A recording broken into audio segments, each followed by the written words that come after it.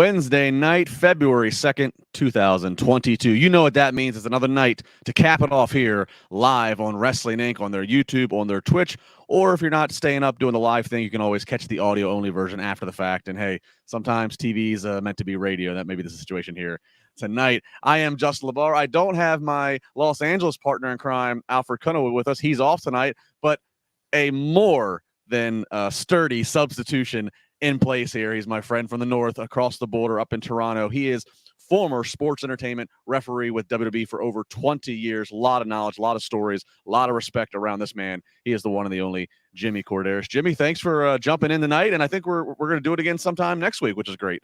Yeah, that's awesome. Anytime, my friend. It's great catching up with you. It's great chatting with you about everything, and obviously, we have so many things going on outside of wrestling right now with regards to the pandemic, with regards to the weather, which is not pleasant right now, especially up here in good old north of the border, Canada. And congrats to your team there, getting finally a name attached to it other than the Washington football team.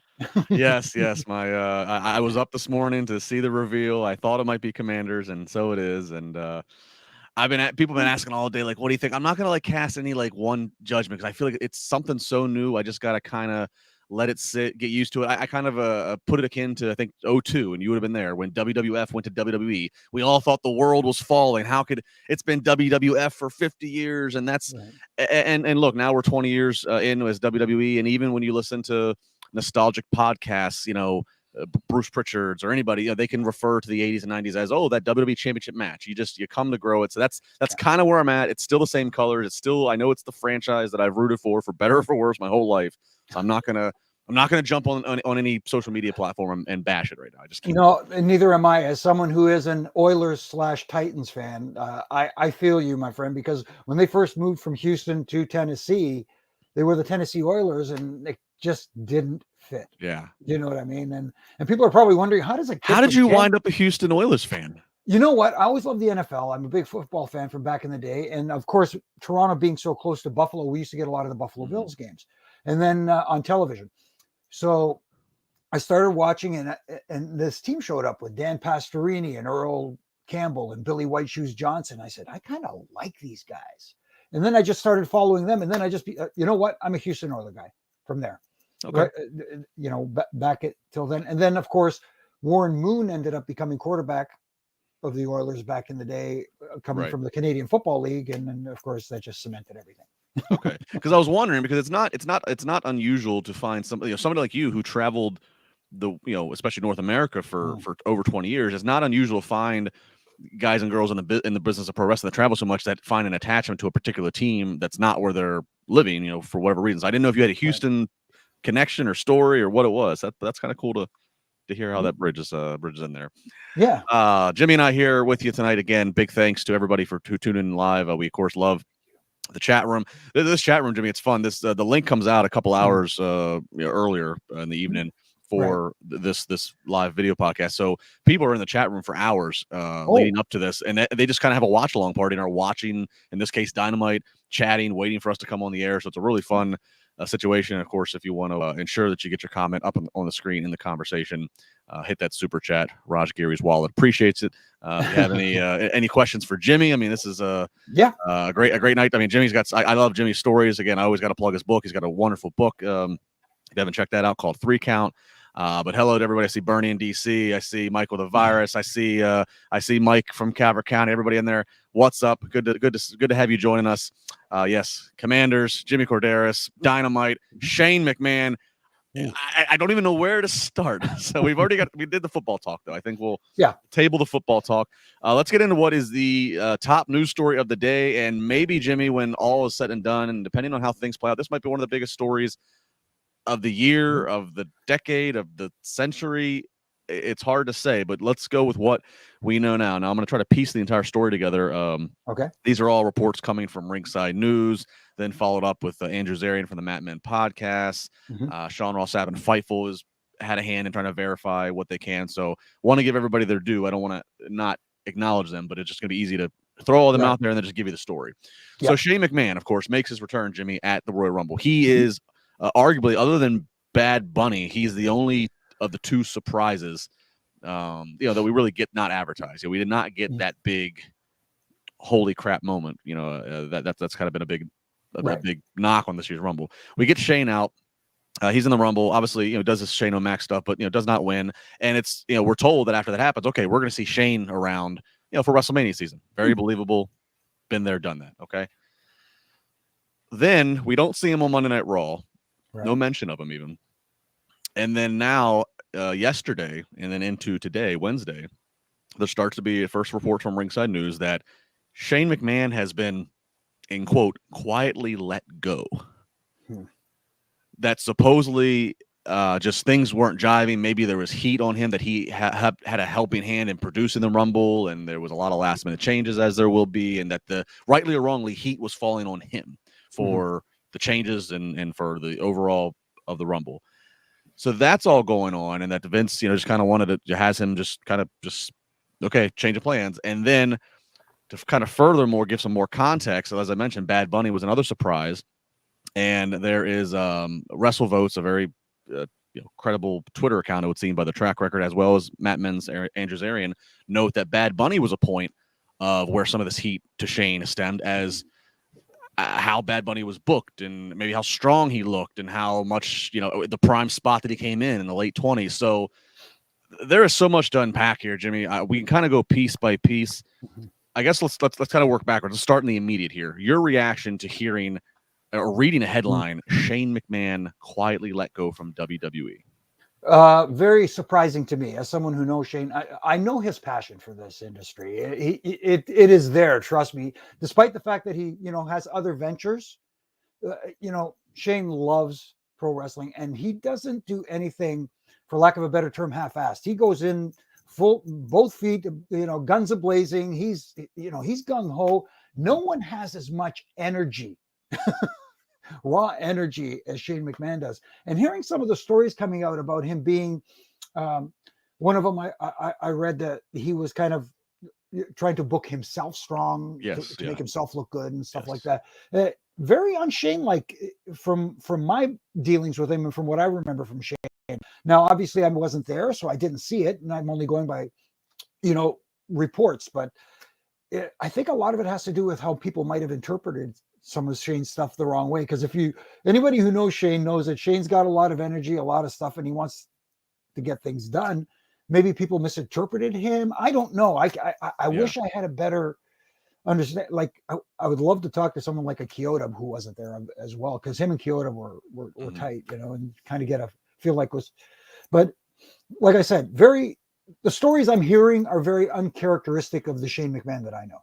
So that's great insight from you, who knows Shane. I can only ever speak to one experience, but the one experience I had with him definitely lines up with your explanation of his passion. I got to spend a few hours with him and a group of people after a TV some years ago, and just the stories that he had to tell. But not just, of course he has stories. Shane McMahon, of course he's gonna have stories growing up in the business, but the passion in which he told them, the details he remembered, the fondness he had of certain people and aspects of the story, it did resonate. Of like, okay, the McMahons are the empire, and it's cool to hear. It's cool to be sitting across the table from this guy sipping wine who's met everybody, who's seen everything, has been along for this incredible ride in his 40 plus years, or maybe 50 years now on this earth, and that he has just such passion that came across. So that's cool that you mentioned that, because kind of my thought when the first report was just there's heat against Shane McMahon for how he participated in the behind the scenes of the Rumble. That was the first report from Ringside News. And Raj and I talked a little bit about this on Monday night after Raw.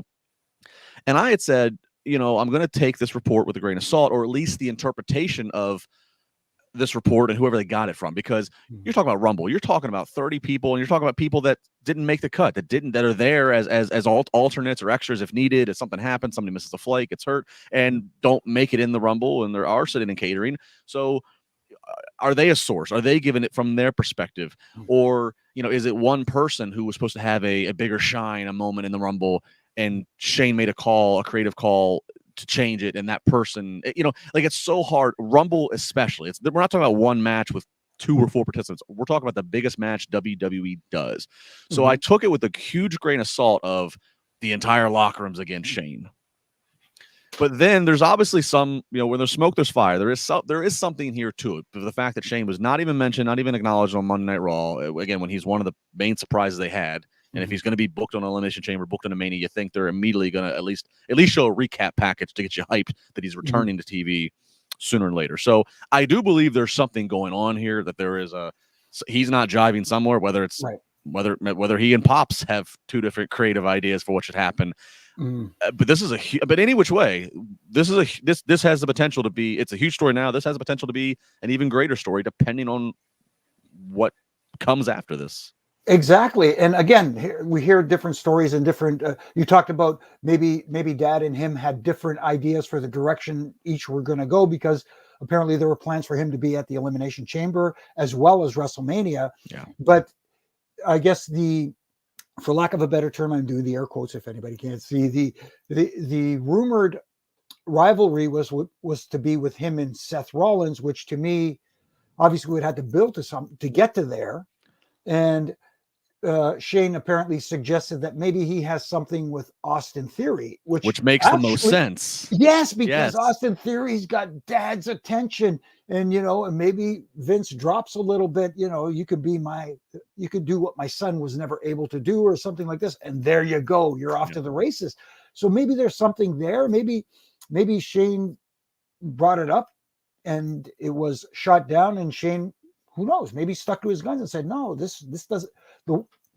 I'm just theorizing right here. Sure. Myself and Seth doesn't make as much sense as myself and Austin Theory. That's the match at WrestleMania.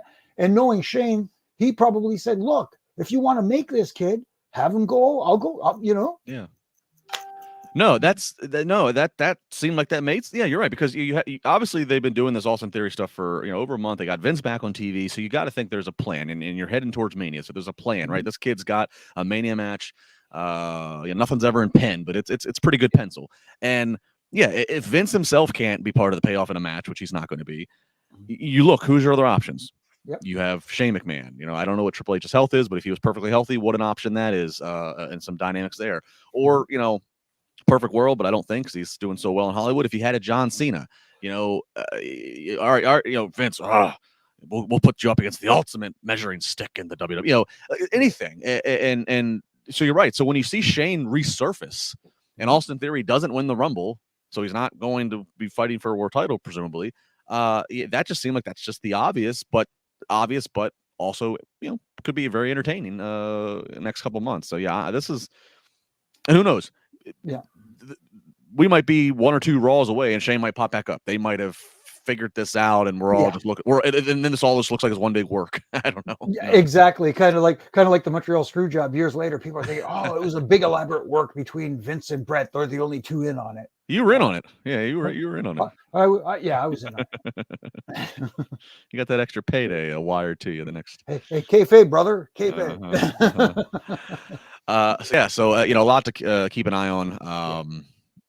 But nonetheless, I mean, I'm already seeing stuff pop up in my timeline where there's a picture of Shane with the AEW logo. Yes. Shane McMahon is All Elite, or who knows? Maybe it is.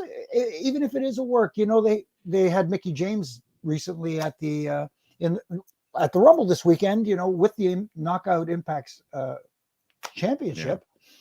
What if Shane were to show up at Impact and become their quote unquote, authority figure? Well, yeah, it's hard to ever imagine seeing another McMahon on any other TV legit. But I do think some years ago, I think Shane has entertained the idea. He has been the most out of the core McMahon family. Obviously, Triple H and Stephanie have been there. They've only grown in their responsibilities.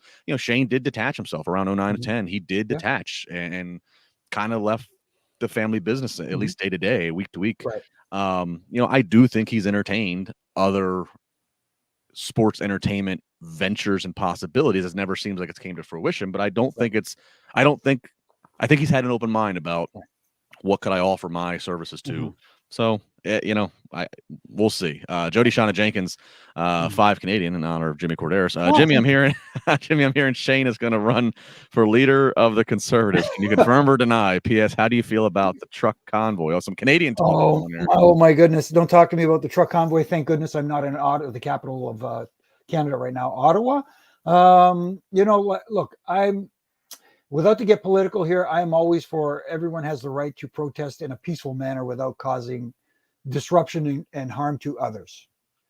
That's all I'm going to say. Is as long as you're not disrupting the day-to-day flow of life.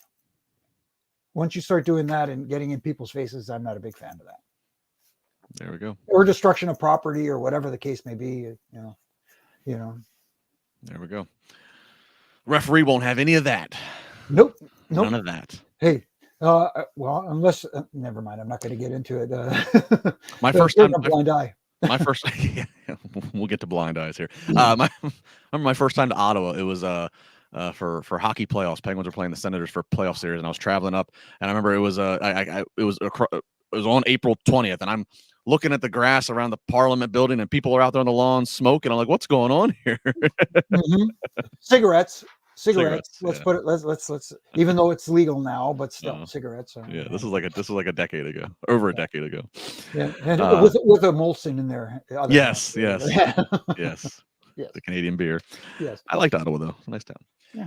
All right, Jimmy, what do you say? Let's get into AEW Dynamite. This is a big show. This is kind of has like that premium show feel coming to you from Chicago, all built around the main event of MJF versus CM Punk, a feud that's been very entertaining. We'll get to the match, but they've been entertaining feud, and they've done a really good job not touching, keeping hands off of each other, something that's hard to do in this day and age of programming and speed of booking. So I commend them for that. So I was looking forward to the show just on that match alone, which is going to take up basically the final 45 minutes. So we're going to get to it. But there was some stuff to talk about prior. John Moxley is going to kick off. Now, John Moxley was advertised to take on, in his first AEW appearance, Brian Kendrick. Brian Kendrick, not too far removed from his time in WWE, been working the revived Cruiserweight 205 Live as a performer. Also, I think as a little bit of some behind-the-scenes activity.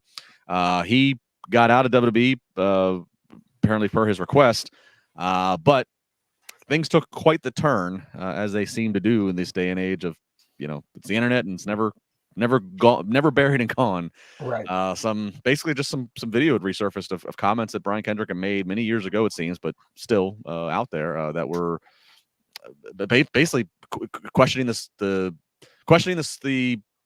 Holocaust.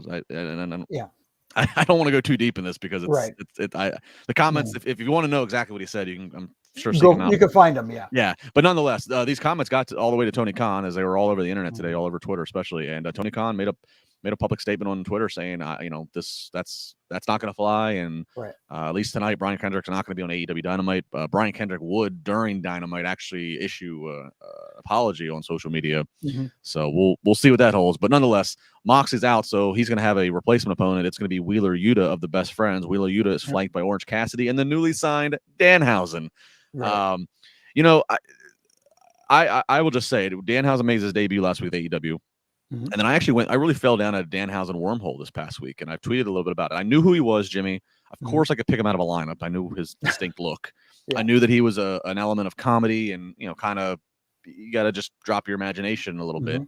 But I really went through a Wormhausen, if you will, and I was quite entertained and kind of learned about this guy's story. And so all that being said, the crowd also very into Danhausen. They're chanting for him. He's got the attention of the Chicago crowd, who maybe when they bought tickets some weeks ago weren't expecting to see Danhausen. And so I'm scratching my head, Jimmy. I'm kind of like, should they have done this? Like Danhausen, like nobody's even looking at Wheeler Yuta, who's in the match. Like they're focusing on Danhausen. Your thoughts on Danhausen? Any interactions with him? Any familiarity with his work or anything? Or no, I'm not very familiar. I'm being quite honest here. I watch a lot of wrestling, but I haven't watched a lot of Danhausen, so I'm not very familiar with his work. But I do know that he is very popular with that hardcore, diehard audience that is right in AEW's wheelhouse. So they all know who he is. It's trying to introduce him to the young audience, the newer audience who may not know who he is, who I am one of. So I am sitting back as a fan now trying to take in what he has to offer. I didn't go down the rabbit hole like you did and get on the internet and watch all the stuff, but I thought about it, but then I said to myself, you know what, I'm going to wait and take a step back approach and wait and see how he is presented on AEW, so I don't have any preconceived thoughts, if that makes any kind of sense. But as far as the match tonight, with Wheeler Yuta, I agree with you. I think Danhausen, and even to his it took a little attention away. But the problem I had with the match was, even though Moxley was very dominant and did give Yuta some offense and let him shine a little bit, at the same time, Yuta kicking out of that pile driver and that, and all that stuff, a little too much for me, I think, at this point anyways. No, I get what you mean. There's one thing I will say, it's good if you're a younger guy in AEW, is that everybody's pretty giving. Everybody's, even a guy like Moxley, he's willing to give some offense and shine to these other guys, which, again, if you're a young guy, you're loving that from a vet. But yeah, there are certain quality decisions, like I question at times of, like, should that have been the thing that the guy kicked out of? But Wheeler Yuta, he's definitely got some raw talent. Well, it'd be interesting to see, as time goes on, what it has, what AEW has to offer for him, and vice versa. Right. But it is ultimately the clubbing elbows and paradigm shift win for Jon Moxley. And just my last thing I'll say about Danhausen to you real quick, just to kind of, I can appreciate that approach. What I'll say about him, he's quick-witted, he's creative, and I can draw a bridge. A mutual friend of ours.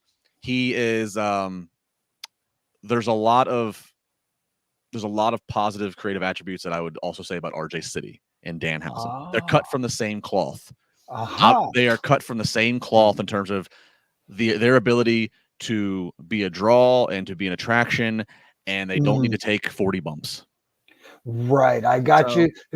Now you have piqued my curiosity even more, because, a little biased here because RJ is a friend. So, but I get RJ. Yeah. And I'm going to continue to pay attention to Danhausen so I can hopefully get him as well. Yeah, I endorse it, and I'm still going down, like I said, the Wormhausen. So awesome. A lot of stuff there. So then we have the match, but then kind of the bigger story in this whole opening segment, beyond Moxley's win, beyond Danhausen out there, beyond Wheeler Yuta, is as Moxley's kind of catching his breath, celebrating his win, Bryan Danielson appears in the ring and begins to cut a promo, Jimmy, and he says, do you want to see us fight? And of course, the crowd pops, and Bryan says, well, there was a time where I wanted to see it, but then I'm looking at you, Moxley, and I don't think we need to be fighting each other. I think we need to be fighting together. He goes, you could still be AEW World Champion, maybe if you had me by your side. And he starts to give Moxley, starts to blow some smoke on him, saying, Moxley should be AEW World Champion. And Bryan begins to run down the current title holders, running down a fake cowboy as the AEW World Champion, running down a fake dinosaur as a tag team champion, running down a guy who's only famous because of his vlog, and Sammy Guevara in the TNT title. So really that's kind of his pitch. He said, you don't have to answer me now. I know I just threw a lot at you, but Bryan Danielson trying to form, it would seem, some type of alliance with Jon Moxley. I truly enjoyed that promo because it took that left turn and went in an opposite direction from what I was expecting. Let me put it to you this way. Bryan Danielson. It's hard, I know. Boy, is it hard to do. Versus Jon Moxley. You talk about guys who could talk you into a seat to buy a ticket. There you go, to see that match. But now they took me, like I said, on a little bit of a left turn, and I'm going, you know what? This would be interesting to see them pair up and almost go after the AEW elite and regulars, or whatever you want to call them, the homegrown talent. And who's to say? We talked about maybe somebody jumping ship earlier since he's quietly let go. What if a Shane McMahon were to show up and he was behind this whole Bryan Danielson? It's an invasion. Maybe, hey. Well, maybe, again, Shane, who knows? But even maybe more realistically, today was the first day of eligibility for a crop of talent that were last released in November.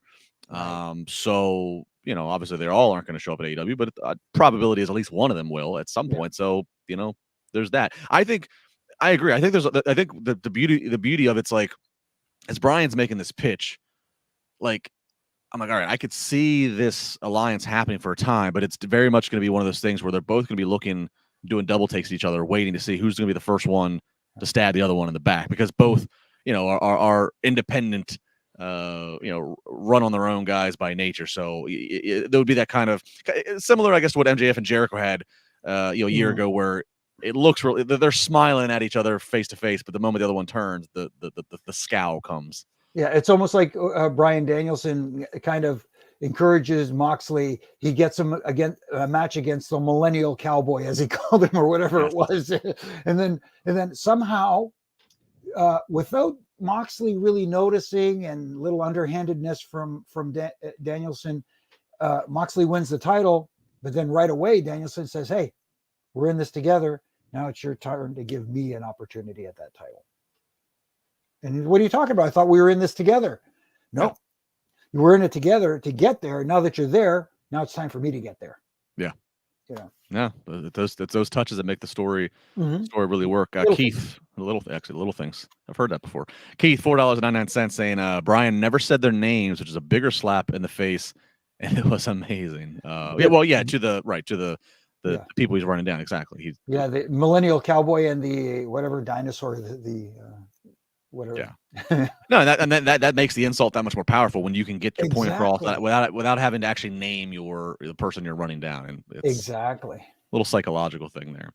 Well, what's not psychological? What is physical and very real? You can touch it and fix it, and I encourage you to do so if in need. And that's Manscaped. That's right. Roses are red, violets are blue. Don't let a wild pube wreck you. Valentine's Day is just around the corner, and we always pump Manscaped. They've been a long-time sponsor and supporter of this podcast, but I understand, maybe you're like, I'm okay right now. This week's fine. I'm on. No, look, here's the deal, guys. It is February 2nd. February 14th is coming quick. We all have the same date circled. If you have any partner going on in your love life, and February 14th could be of any importance, you do not want to go to the ring ill-prepared. You do not want your gear ill-fitting. You want to be in tip-top shape, and so that's where we look at Manscaped.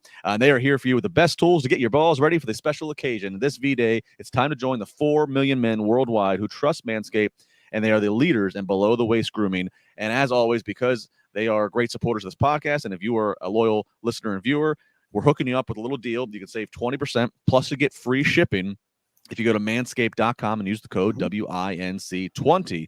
And again, they have a range of products. No matter what it is you need to have taken care of, they'll do it. They have the whole Performance Package 4.0. This comes with a lot of things. The feature product is the Lawnmower 4.0, the electric trimmer designed to trim, and has advanced skin-safe technology to help reduce any nicks or cuts. We don't need any blading. No color here. Let's do this nice. It's got a 4000K LED spotlight on it to help for visual aid. It's waterproof, so works for the shower. So again, February 13th, we're proposing make that National Shave Your Balls Day. All right. There's no excuse. We're giving you plenty of time. We're giving you a hookup of a package of the deal. They also have the weed whacker for those pesky nose, ear, and hair trimmers. Then you can get beyond the actual grooming tools. You can get into smelling nice with their wonderful cologne. They have body wash. They have shampoo and conditioner. They have boxers. They have T-shirts. They have the wonderful leather travel bag, which I love to use as a shaving kit bag for when you're on the go. All great stuff. And of course, they also have the crop reviver, tone reviver to make sure there's no bad smells coming from down below. This is going to keep you nice and fresh, looking, smelling, and feeling great. Again, manscaped.com, 20% you can save, plus you get the free shipping at manscaped.com. Use the code WINC20. Valentine's Day is coming, and Manscaped is going to help make your Valentine's Day the best ever, and have a great set of balls when you're out there in the field. Absolutely. And as someone who is blessed with the Greek curse of having it other than up here, trust me, Manscaped is the product you need. Oh, the Greek. I love it. That's wonderful. All right. So manscaped.com, again, big thanks to them. They've been longtime supporters here on our podcast, especially on Wednesday night. We do appreciate it. And we appreciate all of you guys who keep using and trying them out and keeping them sticking around with us. It's what makes us all go around and do good. Next up, this was something that felt like out of the Attitude Era here, Jimmy. We get Brandi Rhodes. She's in the ring. And she starts cutting a promo. She quickly does the old, what city are we in? Calls it Cleveland. They're in Chicago. And then she's cut off by a Dan Lambert. Now, Dan Lambert, who, for those of you who might be casual AEW Dynamite viewers, he's an owner of an MMA team and gym, American Top Team. But he's been coming and going in AEW over the past year, and he is just a heat magnet. He is some would even kind of characterize him as kind of a Jim Cornette in terms of what he's saying and the kind of heat that he's drawing for his comments about AEW and their performers and their fans. But Dan Lambert comes out and he's getting cheers. He's getting cheers because for what he's saying to Brandi. And he says, you can pretend that your husband isn't who he is, because of, the shortcuts and using his power. You can pretend that you're Becky from the block accent is real when you get all mad. You can pretend. He makes a little comment about the boobs. He goes all into it. And he notes that he's still being booed. She's still being booed while she's standing next to him. He calls himself sexist, and he runs himself down. She's still getting booed. Now Brandi then tries to shoot back. The crowd is giving her a "shut the F up" chant over and over and over, drowning her out. Right. She tries to then take a shot at Ethan Page, saying the only reason we have you signed is we're trying to get to Josh Alexander. Shout out to some more Canadian guys. But that didn't really, the shut up chants are still there. She then tries to fire at Lambert about, maybe you need to stop hanging around AEW so much and start worrying about your American Top Team, noting, one of your fighters get knocked out by Jake Paul, noting Amanda Nunes leaving American Top Team to start her own. Because the crowd didn't bite. They just did not bite on that attempt. And then, as Dan Lambert says, I'd love to, slap you around like I'm sure a lot of other people here would, but I'm, not going to do that. And here comes Paige Van Zandt, a fighter from the MMA world, and the locker room empties, the women's locker room empties, and they try to do a pull apart. Jimmy, I was captivated by the electricity of the heat that was going on and of the shoot style things that were being said. Right. But then, so is the payoff here? Is Brandi Rhodes going to have a match with or a fight with Paige Van Zandt? I'm a little curious where they think they're going with this. Do they go in this direction? That's what. Again, Brandi is a what is she? The executive brand officer. Chief brand officer, which Dan Lambert questioned. That's a real title. That's not just here to stroke your ego. Right. Exactly. But again, it goes back to a couple of things here that you brought up. Yes. Is it going to lead to a match between Paige Van Zandt and Brandi? I hope not, because first of all, I don't know Paige's pro wrestling acumen, let's put it, for lack of a better term. Sure. And I don't know if Brandi could carry her in a match, in a pro wrestling style match. So that's got me worried. And the other thing too is I'm just so on the fence, and like you said, Dan Lambert is a heat magnet. He comes out as soon as he says one word, usually the crowd is on him. They're booing. And because of Brandi being in the ring, like you said, they were cheering. They were happy to see him come out and cut her off. I don't understand where they're going with this thing. Is Brandi supposed to be the baby face? Is Dan Lambert's team supposed to be this whole area of gray? And let the fans choose. Yes, I get the fans choose who's a heel and a baby face, but you're supposed to present one as a heel and one as a baby face. Right. Yeah, you have Brandi who's getting booed out the building by Chicago. So the Chicago's decided that she's the heel. But then you also have a guy who's out there calling himself all these terrible things, admitting that he is, and even saying, before I go down in a blazing ball of cancel culture glory. So, I mean, neither is endearing themselves of any quality of a babyface. And logic would tell, if I'm booking, logic would tell me, all right, if I have a heat magnet in Brandi and I also have a heat magnet in Dan Lambert, great. Keep them as far apart so I have more segments that's getting more heat, and then that's more baby faces that can capitalize off of it. Logic would dictate that, but again, it seems to be this direction, and I don't want to say it's just AEW. It happens elsewhere as well, where this shade of gray. I hate that term. I hate using that term. I get it. It's worked in the past for certain superstars. I mean, everybody talks about, Steve Austin was a heel, and all of a sudden, that's a generational example. You can't use that as an example. Yeah. Like you said, it's the exception. Yes, exactly. So, and everybody wants to be the next Steve Austin, but you can't force that. That has to happen naturally, which is what it did with Steve. Yeah. I mean, I guess going back to where our payoff is here, I'm going to assume, because I think they know that, Paige Van Zandt and Brandi, you're not going to put them out there in a one-on-one, at least not live. They're not going to one-on-one match. The mixed tag would be where I would scream to this, is that Cody's by her side, and then I don't know who's by Paige's side. Probably either Scorpio or Ethan Page would make the most sense. That's a good call. Yeah, that's the only thing I can think of what they're doing here. But again, it still doesn't move away from the problem of what we just said. You're going to have two heel acts, or you're going to now have the crowd cheer an act that they really shouldn't have to cheer in Dan Lambert's guy. So it's right. Yeah. I don't know. I'm and Corey Pride jumping in. Thanks, Corey. $2. Brandi is the heel with the most heat in AEW. And again, yeah, so that's fine. Right. I've never had a problem with that, and it's okay even if she's not the best wrestler. Stephanie McMahon is not the best wrestler, but Stephanie, when she's out there on screen, she gets tremendous heat, and it's fine. Right.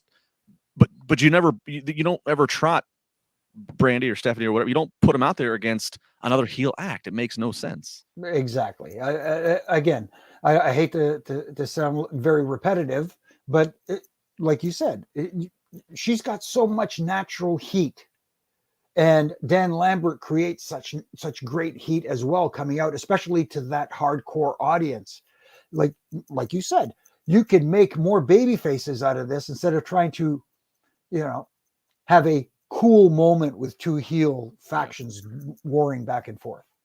Jimmy, why do you think Brandi and Cody are developing the organic heat that they are? Is it as simple as, and again, not to just, I guess it is the easiest comparison is Triple H and Stephanie. Is it because they are people in the office, and so it's just an easy deflection of heat that anything that you don't like about the company, you can put blame on them? Is that what it is? I think that's a major component of it. I think that comparison that you made between Cody and Brandi and Steph and Triple H is a very fair one. People know right out of the gate, especially today's in-tune audience and the hardcore crowd that they cater to specifically, knows that he's an office guy. He's an EVP, and they know that Brandi has a title as well as chief brand officer. So to them, it's like, the reason they're getting any kind of positioning there is the last name and their position with the company. Yeah. So, well, and there's a reality show with them right now, so that's documenting their double duties of office. And since you made the comparison, look at all the heat Triple H was getting when people found out that he was in a real life relationship with Stephanie McMahon, and people were saying, "Oh, Hunter's only getting the push because he's marrying the boss's daughter." Hunter was great, and Cody is as well. But people have this conception that, hey, marry your way to the top. Exactly. Jack Trap 499. This means something to me. I'm not sure, Jack, if you mean this. If the story is working for you, I'm not going to knock anybody that enjoy the story. I just question some of the decisions, or at least the decisions today, and where are we going tomorrow. But exactly, that's why we tune in. We'll see. Exactly. All right, so that's that. Again, that was a very electric. A lot of talking tonight. That was maybe one of the highlights of things to make sure you catch up on if you didn't see the show live.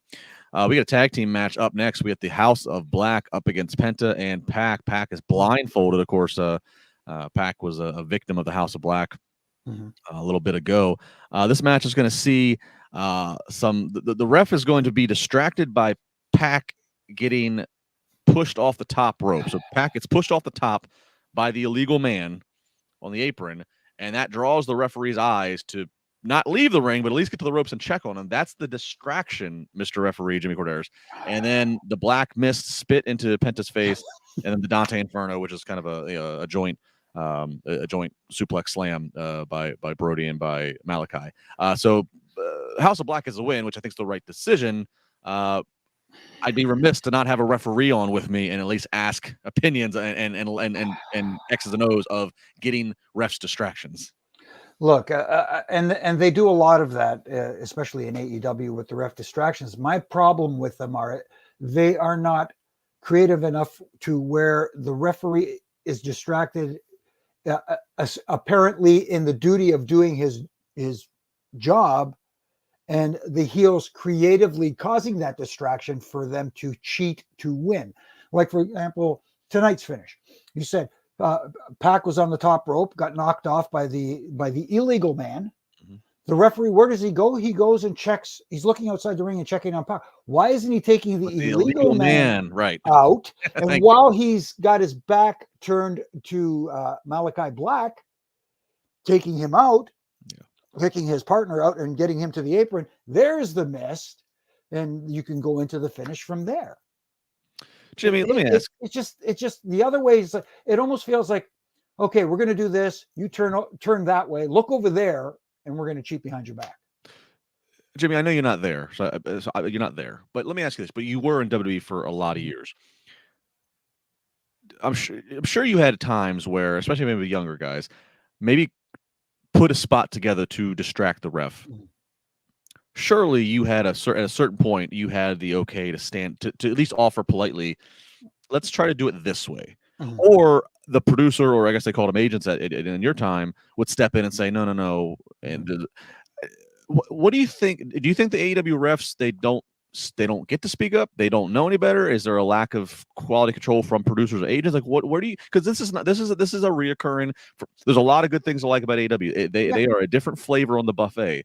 Yes. For as long as 3 hours can be on Monday, this is a different 2 hour pace that I do look forward to on Wednesday. And there's a lot to take away to enjoy for you. But this is a reoccurring problem, is they go back and forth on rules. Yes. And what rules they want to enforce when and when it's convenient. And then the ref distraction spots are probably the biggest glaring issue. What do you think is maybe the issue here? I wish I knew, because I know on Busted Open one time, Bully or Bubba was talking. Tony Khan was on, and he mentioned the issue with the referees, and Tony Khan says, well, our fans don't care about that stuff. And it almost makes me feel like, how do they not care about this stuff? Because you're trying to present it, as pro wrestling, and in pro wrestling, when you are lazy when it comes to stuff like that, it just comes off looking bad to me, especially someone who has done it, who has worn the stripes and the blue shirt, which I enjoyed even more than anything. But you got to protect your referees to make them look like at least they're trying to do their job. And if the heels do cheat behind the referee's back in a creative fashion, which makes it look like, yes, we got him trying to do his job, but we snuck out. Yeah.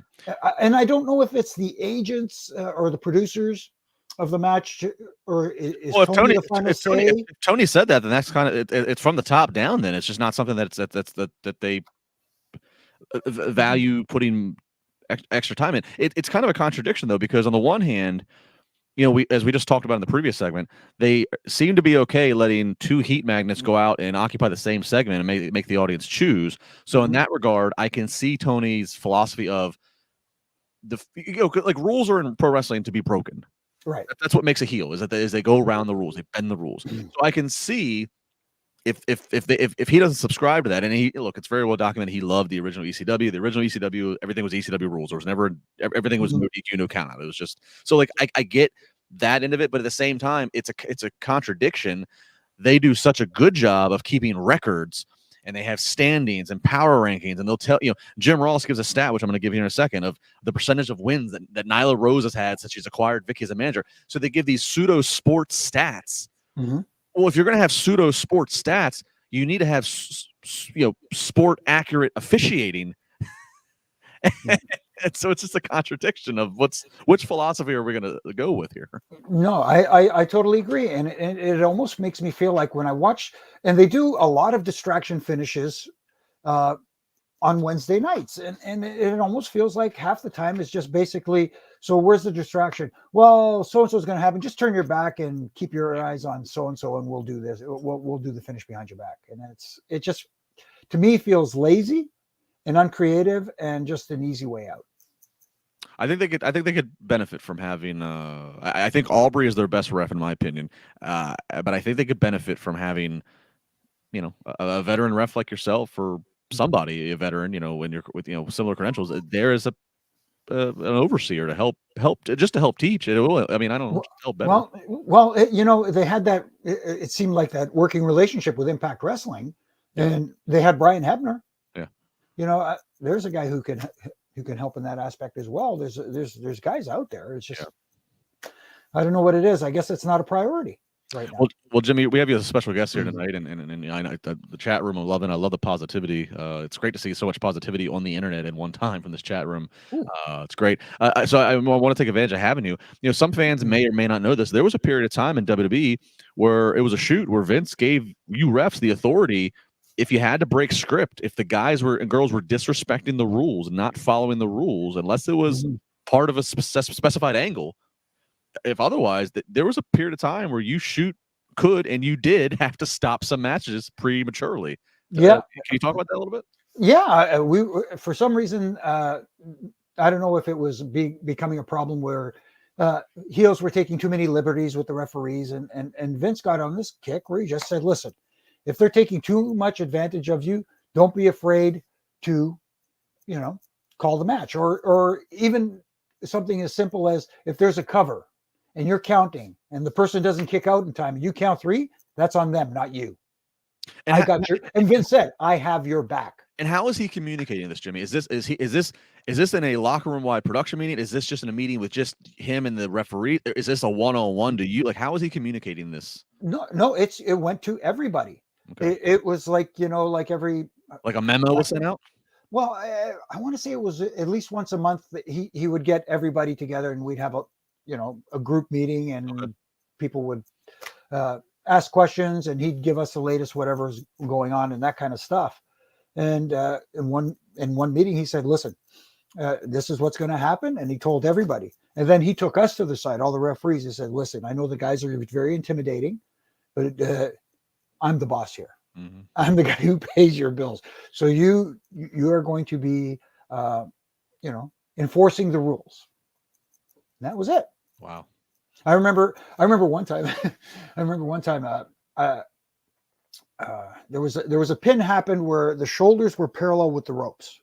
Okay. One of his biggest pet peeves was if you can't see both shoulders, you shouldn't position yourself in.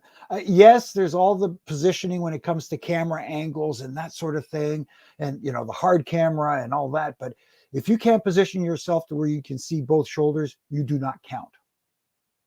Because he just hated when you couldn't see both shoulders.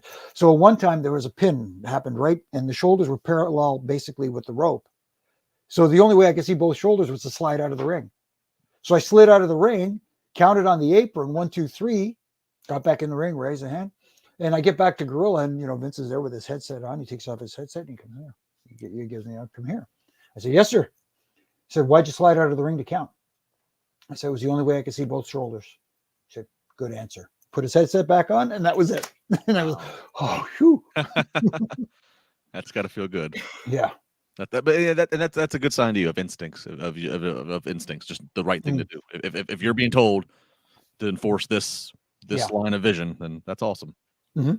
Good stuff. Good information. It's great having you on here, Jimmy. All right. Well, let's move back along with our regularly scheduled program. So we do get the women's match of the night. It is Nyla Rose, and as I mentioned, again, going back to the stats, Jim Ross touts since acquiring Vicky Guerrero as her manager, Nyla has won 82% of her matches, and I think even the stat graphic, if I read it right, she said she's got 57 wins, which leads the all women in the division for wins, which. Again, I like this. I don't mind this element. I think it does good.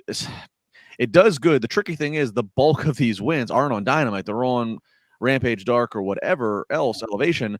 So it's kind of like in a way, it kind of is a subconscious way of promoting. Hey, go see these other shows so you can see this person's getting a lot of other matches you might not be watching on Wednesday. Mm-hmm. But then I also wonder, is it confusing to the audience member who only does watch Dynamite? They hear Jim Ross or read this graphic that says that she's got the leading amount of wins, and they're like, well, I haven't seen her have a match. And I don't know.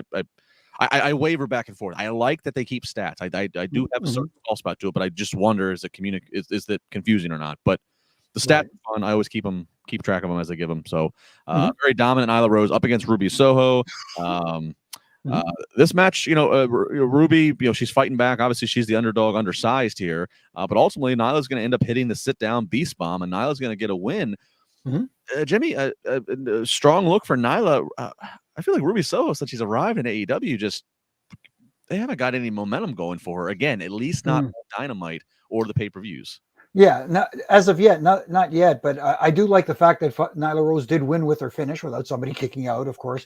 Sure. And again, I thought the girls had a really good match. It was a solid match. The little things, again, I thought the fighting on the outside lasted a little bit too long when they were on the apron. But again, the little things that me with the striped shirt notices that kind of someone else would probably just it wouldn't bother them as much. But yeah, I think they've got something with Ruby Soho. Their audience have gravitated towards her, but they have.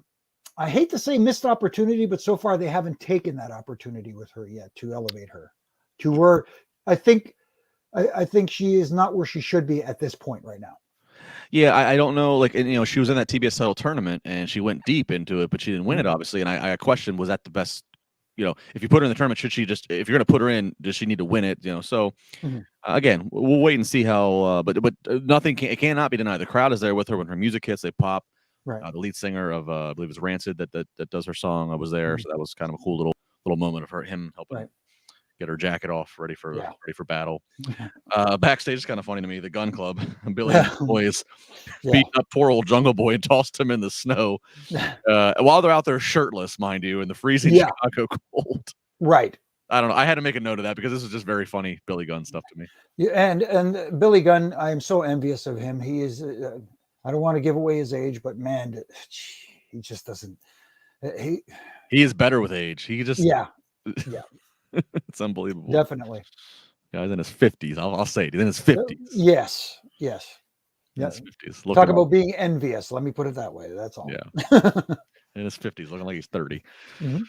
All right, so we got Tony Schiavone brings out Hangman Adam Page, and he basically just cuts right to the chase. He calls out Lance Archer, who's going to have this Texas death match with next week in Atlantic City, but he says, screw that, let's just do it tonight. Dan Lambert and Jake the Snake Roberts come out, and they cut off Page, and basically, Jake says, I think I'm smelling fear from you, and then Archer just appears and pushes aside Jake and Lambert. And then him and Page go at it, and Lambert tries to hit Page with a chair. That's enough to deflect attention, and Archer goes to work. He hits a choke slam on the steps, hits his blackout finisher through the timekeeper table. So just to basically, like, Jimmy, just further the heat for the big match next week. No, and it did just that. It got me interested in seeing this match. But you talk about stats. The one stat that caught me off guard was when Lance was saying that Hangman was saying that he's been champion for 81 days now and has had 2 title defenses. I get it. You want your title defenses to be special, but at the same time, on a show where and I know we're going to get to the MJF Punk match a little later, there's a match that was special and should have been saved for a pay-per-view. You're having that on TV, but you're not having a championship match on TV 2 in 81 days. It just seems a little light. What was the old rule? You must defend it within 30 days, or you drop. Yes. I think that was an old Jack Tunney edict. Yes. All right. So Archer and Hangman Page. I'm happy to see Archer. I like seeing him on TV. I think he's got a nice look. I like a big guy like him. I give unless like Hangman Page. I don't know, unless something crazy happens the next week. I give no chance of Page dropping this title to Archer. So I'm kind of curious to see once he gets to Archer, like what is does Danielson and Moxley form alliance to chase back this title? Like, does one of these recently released 90-day WWE guys reappear and get pushed to the top? Like, I'm really, does the winner of MJF Punk, which we're getting ready to get to, do they have a claim for number 1 contendership? I'm really curious. Sorry, Archer, I hate to look past you, but that's just where I'm at. I'm really curious to see what's coming for the world title after next week. Well, the good thing about the Texas death match is we don't have to worry about any distractions or anything like that. Right. It's all legal. Legal. It's a Texas death match, but I think they're in Atlantic City. It's called in Atlantic City. Boardwalk. Boardwalk Brawl. I don't know. Yeah, something like that. Something like that. Okay. There's still about 45 minutes to go left in the show, and it is time for MJF to make his entrance, which I had no problem with because this match and feud, certainly the last thing you want to do if you're going to be on TVs where you have hard outs is the last thing you want to do is rush this. So I'm all for them giving time to the point of where maybe you even have an extra minute or 2 at the end where you're just pandering and posing. So I like that. MJF comes out. Of course, he's in enemy territory. CM Punk 11-0 gets a huge pop when they come back from the commercial break. This starts out with an MJF cheap shot. They fight into the crowd. Punk letting the fans kind of get involved. And he's taking selfies with fans as he's beating up Punk. Very interactive, entertaining stuff. A couple cutoffs did happen. With Punk ended up hitting the post, really hurting his left bicep. He also gets knocked off the top rope at one point. But this whole first half of the match, and I'll call it a half, as you'll see in a minute, this mostly is Punk dominating and just MJF selling. And I thought the story fit. MJF obviously has avoided CM Punk at all costs. So it totally makes sense that now where Punk has free reign to get his hands on MJF, and MJF's got nobody out there to help him. He's just being taken to the woodshed. I thought the start of the match was perfectly laid out. Other than the fact that, again, this is my opinion, other than the fact that I thought they fought outside too long. And I get it, going up in the crowd, and you don't want the match to end in a count out and stuff like that. And I totally agree with that.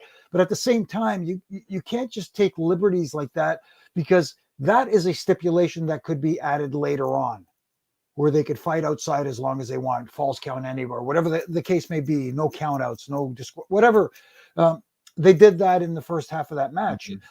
I mean, it fit with the animosity between the two combatants, but at the same time, again, it goes back to which rules are we going to enforce and which rules are we not? Are we going to be, So yeah, I was okay with on this one. I get what you mean. It's okay to let this one slide in the main event of this blood feud, but enforce countouts to the T in all the other matches, which they don't always do. So I get it. Right. But I was okay with it in this one, and the commentary was even trying to compliment that by saying, good on the ref. We want a winner here. We don't want technicalities. And, I mean, I always appreciated that, in the era when you were there, when we'd see, the WWF main event, it was always usually Earl Hebner, and, Hebner would be out in the crowd with him, and they'd been Jim Ross probably on commentary saying, like, this is going to be a winner. Hebner's letting this go. This is, it did give a certain gravitas to this main event. But I see your point. That's fine if it's just this match, but unfortunately they go too soft too many other times. So yeah. And my other point is, this was their first match. Yeah. And they went to that extreme. I don't want to say you could have saved it for the second match or the next match. I think it was too soon for it. Let's put it this way. And me, a guy who was on the fence, who was saying, why were they having this match so soon on free television? This is a match that the first time these guys, they ring the bell and they lock up, should be. And yes, I know it's a different world now. Television revenue rules over pay-per-view, but at the same time, or premium live event, whatever you want to call it. Well, AEW is still in the pay-per-view business. Yeah. Right. So why not see if you could pop a huge pay-per-view number with a match that everybody is dying to see? Again, I agree, but I do think while popping a good pay-per-view number, buy rate is good for them. And they have pay-per-view and they have streaming and whatever. I do think, AEW, they have this momentum, and they're going to have a new TV deal up, in the next 2 years. So I can see the argument of giving certain big main events like this away on TV and putting it in the portfolio, in the resume of, look at the type of numbers we're able to draw. This might end up being their best Dynamite ever. It potentially could be, with the fact that they weren't, there wasn't a great opposition on TV tonight of sports, and again, it's a pretty big feud, MJF and Punk. So I get them having to make those little milestone strides, and that's maybe going to translate into, big TV, big rights money from TBS and what have you in the next go around. So yeah, it's all a question of philosophy, I guess. But but anyway, so this is all the first half of the match, as I said, because what ends up happening is MJF ends up taking his tape. They got the ref kind of sandwiched between him. He's got the tape off his wrist. And this was actually visually, Jimmy, you talk to your point, talking about needing to see shoulders, needing to see things. They managed to get MJF gets the tape around Punk's neck, conceals the tape with his forearm in a traditional sleeper kind of, form. And this looked great because you actually could not see. You knew the tape was there, but you could see that the ref could not see it. The fans are going nuts because they're trying to, advocate for Punk. Right. And this takes Punk all the way down to the mat. And they do the old-fashioned, we don't get this all the time in AEW, the one arm up, the two arm up. Certainly he's going to fire back at three. And no, that arm goes down, bell rings. Right. I mean, I stopped, and I'm looking at the time, and I'm like, there's a half hour in the show to go, but he just got him. So they're going to declare him the winner, but then the tape's going to fall out, and the ref sees it, and we reverse it. I think, Jimmy, they call this a dusty finish. Right. But they got me. They got me. Yeah, they got me too. I didn't expect that at all. And again, it is a heel being sneaky and concealing his cheating from the referee, which made it work, in my opinion. When you do it blatantly, if there would have been a different, we'll get to the distraction later. But again, MJF in this match was being a true heel. throughout the entire match. And not only that, he was selling and Punk was selling when they were both selling when they needed to sell. I thought this match was, like you said, I very good and solid. And it was telling a story without these guys having to go overboard and doing these crazy, Yeah, I'm glad you said about the selling, because that was my next kind of note that I had after the restart of the match was, I mean, Punk selling the bicep and then eventually the knee. So, and there was different times where he couldn't lock in the kind of vice all the way, couldn't do this. And then, MJF is selling just the ass kicking he's getting. So both of these guys really did, do well in that part. Sam Austin, would you say having this for free justifies Bischoff's position on giving away Goldberg Hogan on TV? I guess Goldberg Hogan was much bigger, though. No, that I think that's an apples to oranges, Sam. For anybody who's not familiar with what Sam's saying, Goldberg was undefeated in a streak in 97 and 98, and then basically, I think on a Thursday Thunder, they announced it for the following Monday Nitro that he was going to challenge Hogan, who was the leader of the NWO and the world champion, had been for quite some time. They sold out the Georgia Dome where Goldberg's from, but there was a big debate of should that have been saved for a pay-per-view. That could have been probably WCW's biggest pay-per-view to date. Yeah, different time, Sam, because the TV rights money wasn't what it is now. At that time, and it was the same for WWE, you did Nitro and Raw, you did your weekly TV to get to the pay-per-view buy rate. You were not getting the type of revenue from your weekly TV that they are now. And even AEW gets a nice little chunk of change. It's not what Raw or SmackDown does, but they might eventually get to that.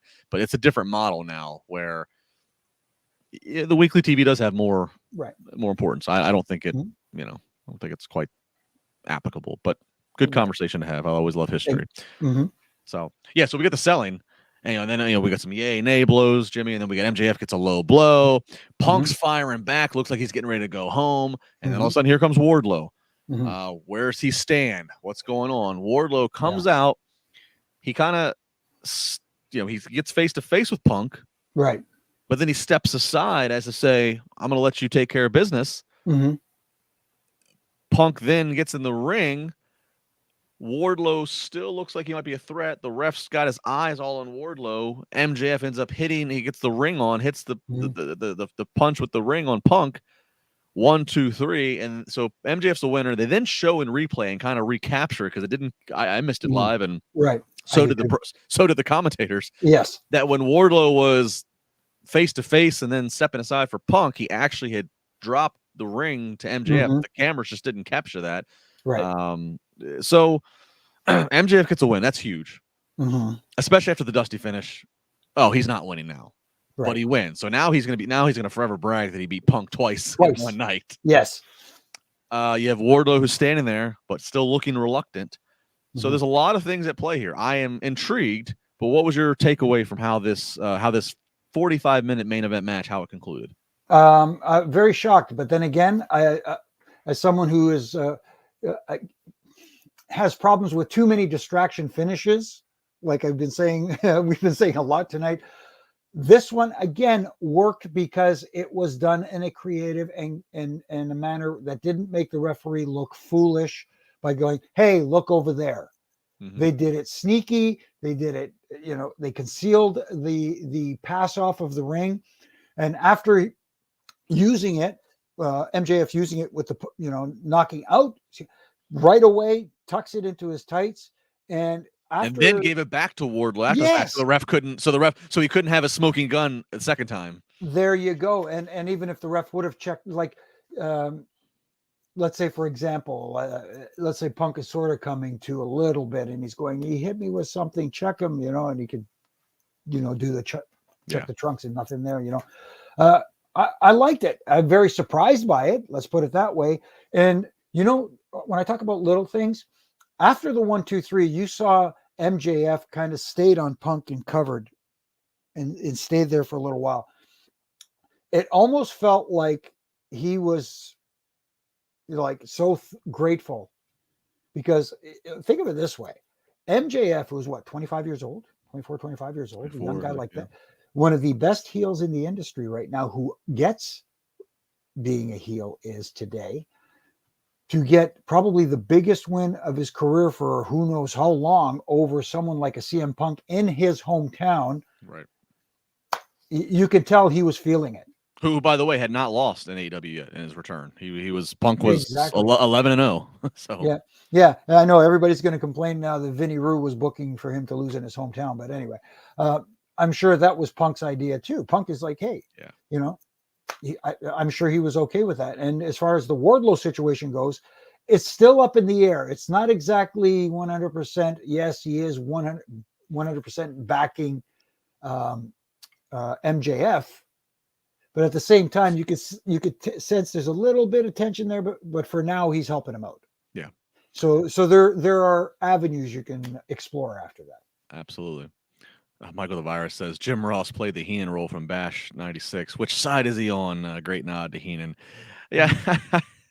Yeah. There's still some debate of from people that whether Heenan was playing a reverse psychology of whose side is Hogan on as he goes to the ring, or if Heenan might have just been talking too much.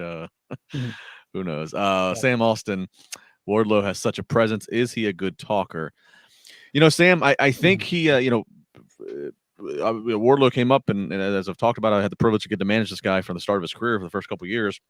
And the reason I managed him was because he was not a talker. He was a great look, great athlete. The guy can do a swanton, which I tell him he should stop doing. I'll never do again. I was there when I would work with him. It was just to help, just to bridge that gap. I do think, though, since he's been in AEW, he's been running the road. He's had tremendous minds surrounding him. I know Billy Gunn's been a guy who's been around him. All the talent that they have. Right. I think he's certainly progressing. I think he's also realized, though, he doesn't have to say too much. He still doesn't have to say a whole lot. His physicality, his facial expression, he has great facial expressions. It does the talking. So to your point, Sam, he's a presence, and that presence kind of speaks a lot for him. He doesn't need to go out and cut a Bryan Danielson promo pitching things. That's just not his style. And when it comes time with the inevitable breakup with MJF, he'll know it'll be very succinct. There won't need to be a lot said. The audience is going to be right there with him. They're going to know what he's feeling. They're going to understand he's been pushed around, by MJF. And let's be honest, if when it comes down to merchandise too, all he needs is one good tagline saying, and he's all set. They haven't used it. I dubbed him here as the man with war in his name. They've decided to go the Mr. Mayhem route, but I always did the. Maybe they don't want to monetize anything with war. Yeah, right. Probably, but yeah. So that was Dynamite tonight. So a lot to talk about from it, as we just did here in the last hour. They're in Atlantic City next week, so a lot of cliffhangers, things to tune into. Yeah. Will they do more of? And I mean, hey, that's all you can ask for a show. It was not boring. That's for sure. No, it wasn't. And for those who might have a misconception here because of my critiquing of the distractions and the rules and that kind of stuff, I was entertained. And the little things that I noticed from being there and being in the ring and from a referee standpoint, those are the little things that kind of sit with me that I notice. To give another story, I'll give you an example. I want to say it was 2019 when SummerSlam was here in Toronto. Was it 2019? I was sitting with the producer of our show up here, Aftermath. Okay. And we were just sitting there watching the match, and he goes, "Oh, I thought that was it," and I went, "Nope." And he was like, "You knew that wasn't the finish?" I said, "Well, I kind of." He says, "How'd you know?" I said, "I don't know what the finish to the match is. I just knew that wasn't it." And then here comes another false finish, and he goes, "Oh, I thought that was it," and I said. He says, "How do you know?" I said, well, I don't want to tell you, because if I tell you, then you won't be able to unsee it. You'll be looking for it. Right. So I explained to him what it was. And again, I'm not going to, but it had something to do with the referee. There was a tell. Yeah. So I pointed out the tell, and he goes, "I can't unsee it now." Yeah. So that's why if people, on social media and stuff like that, I will not point that stuff out, because once you do, then it's there. I've said it before on here. I won't name a particular person, but there are times, if you watch a ref, if they do things differently, if they're not consistent, if they know that this is not the finish, Right. And to people that might, to what you're saying, Jimmy, I get it. Cause like, people have to remember again, you did this for 20 plus years traveling. So it would be to kind of full circle. We started this podcast talking NFL football. If this was a football podcast and most people just wanted to just hear us just talk about the game and the who won and whatever, right. and we had you on, but you were a quarterbacks coach once upon a time in the NFL. Mm-hmm. Then it's going to be natural that in your analysis or things that you're viewing, you're going to pick apart the things a quarterback was doing, the cadence of their count, their footwork, the decision making, their audibles, like everything. Like, so it would be weird actually if you didn't have a hyper focus on the referees, the rules, and the interpretation of such. Right. That's where your line of expertise is. So. Right. And for me, as someone, people ask me all the time, did you used to pipe up and stuff like that? There was a way to do it without being, you know what I mean? Because you don't want to upset anyone as well. But late great Eddie Guerrero was the one who got me to kind of come out of my shell a little bit. Really? Yeah, because I would have one of his matches and he'd be talking to whoever he was working with, and all of a sudden he'd look over at me and go, "What?" I said, "What do you mean?" He says, "There's something." What? I said, No. He said, "Don't tell me." So I say, "Well, especially during the lie, cheat, and steal era." Yeah. I said, "Yeah, oh yeah." I said, "Well, what if this happened instead of this?" So you just, says, "Oh, well, that's not bad. Maybe we'll do that." And say, you know what I mean? And then, afterwards we were walking and he just took me aside and he said, "Listen, Jimmy, you never have to worry. The guys here know you've been here for a while. So as long as you don't come off sounding like a know-it-all and just respectfully say, 'Hey guys, do you mind if I make a suggestion?'" Mm-hmm. Which, do it, man. You know the stuff. And I said, "Well, I think I do, but sometimes I might see something differently than the talent might, because, as a referee, sometimes you have a different viewpoint." Sure.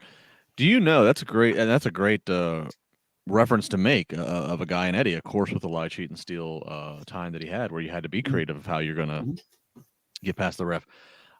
For what I can remember, he was the first time I ever saw that throw the chair in somebody's hand and then take a back bump for the ref to to your recollection, was that the first time somebody had done that? And if it was that his idea? Was that one of the who came up with that? Because that was the first. I mean, it's been done now, but if you go back to the first time, it's brilliant. No, I wish I knew it. I want to say it was Eddie's idea, but I can't say that 100% for sure. Mm-hmm. But it was the first time I had seen it done, and the first time I was a part of it. It was like, you're trying to be serious through this thing, but at the same time, you're I'm in my head and I'm trying to, again, help get their story told. That's my job, is to help them tell their story. But at the same time, I'm going, this is so freaking cool. I hope it looks okay. You know what I mean? This is all going through your head. And as you're out there in the ring, the entire locker room's huddled around a monitor in the back, and they're just popping and howling at the spot. Right. And then for me, my tell was I'd get back to Gorilla and I would go to Fit. Fit would be the guy, and Gerald Briscoe. If I come back, Gerald wouldn't talk. All he'd have to do is look up, because he would go, and if he gave you the thumbs up, then you go, "Thank you." Mm-hmm. I also helped him sneak a 24/7 hardcore championship win in the APA office one time. So I have a soft spot for Gerald. Oh, great stuff. This is great, Jimmy. Again, I always want to get the plug. If you like these kind of stories of Jimmy, he's got a book full of it. I can see it framed in the back. I have it at my bookshelf back here. 3 count. It's a great story. Forward by Edge. A wonderful picture of Jimmy refereeing an Undertaker WrestleMania match. I mean, what greater title win, proverbially to say, for a referee than to get asked to by the man himself to referee a WrestleMania match for him. So I think that's probably the greatest honor. Like I've been blessed with so many great moments and happenings in my career, but that one there was like, oh my goodness. And as I mentioned in my book, I was a little emotional after that match. That's for sure. Sure. Have you, if you don't mind me asking, have you I mean, have you got to talk to Taker? And I mean, you've been gone from the company for a while now. Do you ever get to run across him or run into him? Or No, I haven't run into him in a while. Edge, I every once in a while we kind of like hit each other up on of course, message each other. But the Dead Man, no, it's been a while. It's been a little while. I was just curious because I was just curious because he's really come out of the Dead Man show. He's done all the media he's done in the last year now that he's basically retired. So I was just curious if if you come across him at any point. But very good stuff. I'm an Undertaker guy. He was the judge at Wrestlers Court, so you had to be. There you go. Well, Wrestlers Court was another thing. Just CM Punk had comments not fond of Wrestlers Court. Maybe I think Jimmy, it's been so much fun. We're gonna do this again on Monday. Maybe we'll do Wrestlers Court on Monday. We'll talk Wrestlers Court. Sure, and it's fun if you're in the if you're a spectator. Let's put it that way. Were you ever on trial? No, thank goodness. But yeah, I was in the gallery a few times. So. Well, maybe think about one story you're allowed to tell. Maybe we'll touch on that Monday. Oh, I got it. I'll wait. Okay, very good. There's your tease. Monday after Raw, myself, Jimmy, and Jack Farmer. That's right. Jimmy and I here, and Jack in the middle. It's going to be a fun time. Again, Jimmy's at the book. Jimmy, plug whatever else you got going. I know you got your ref and rants on social media every day. Yeah, I got the book going. I got my ref and rants with T-shirts available on ProWrestlingTees.com, and if you want a private ref and rant on video, you can hit me up on Cameo as well. So, but my ref and rants are daily, Monday through Friday at Jimmy Korderas on Twitter, at Real Jimmy Korderas on Instagram, and they are meant to be a little critique, but having some fun in the critique as well. I'm not trying to throw anybody under the bus. I'm not trying to rewrite the alphabet or anything like that. It's just you're not trying to get yourself over. You're just I'm trying to have fun because this is something I love and I continue to enjoy. The wrestling business has been my passion since I was very young, and it continues to be. And I just like to have fun with it. Good stuff. Well, Jimmy, thank you for being on here. Again, the chat, there's been tons of positive comments. People loving the insight, loving the stories you have. So it can't be matched. You can't duplicate a career that you've had. So I think it's awesome having you on. So he's at Jimmy Korderas. He'll be back with us Monday night after Raw. I'm at Justin LaBar. I'll be on Busted Open Friday morning at 10 a.m. with Dave LaGreca and Mark Henry talking all things that are going on in the pro wrestling world. And then I'll be back again Monday Night Raw here on YouTube and Twitch for Wrestling Inc. with Jimmy and Jack. Yes. I love hearing you on Fridays on Busted Open, and just give Mark and Dave my best, if you will. Just will do. Give them a ref and hello. It's a great way to start Friday. Spar with LaBar. It's always fun. There you go. It's funny. I always joke with Dave. The best segments that we do, I think, with Spar with LaBar are the ones where, like, for whatever reason, there was no conversation prior. There wasn't much script or bullet points, and I always joke we called it in the ring, and then it ends up being the best segments. So. It is always the best segments, and it's funny because a lot of times in actual wrestling, in the match, a lot of times just calling it out there seems to work better instead of having it, Yeah, it's fun. Yeah. Fun stuff. Tons of wrestling to go around. Of course, Wrestling Inc. Continue to watch Wrestling Inc. There are news headlines. I'm sure more from the Shane McMahon story is going to be playing out, and many other things on Wrestling Inc. So check that out. Like, subscribe, comment, do what you got to do. Tell a friend. If you enjoy this, tell a friend. They might enjoy it again. If you are watching this podcast live, or if you're listening after the fact, I love it when you tweet me. Please tweet at me. Please tweet at Jimmy. I always love reading tweets the next morning of, hey, I'm on a long commute to work, and I'm listening to you here, or I'm doing this, or I'm doing that. However you absorb this podcast, and it helps your day or your week. I love hearing it. It's just good stuff, and I'll try to give a shout out in the future to all those that do that. So thank you very much. He's Jimmy. I'm Justin. Be safe. Good night. Talk to you next week.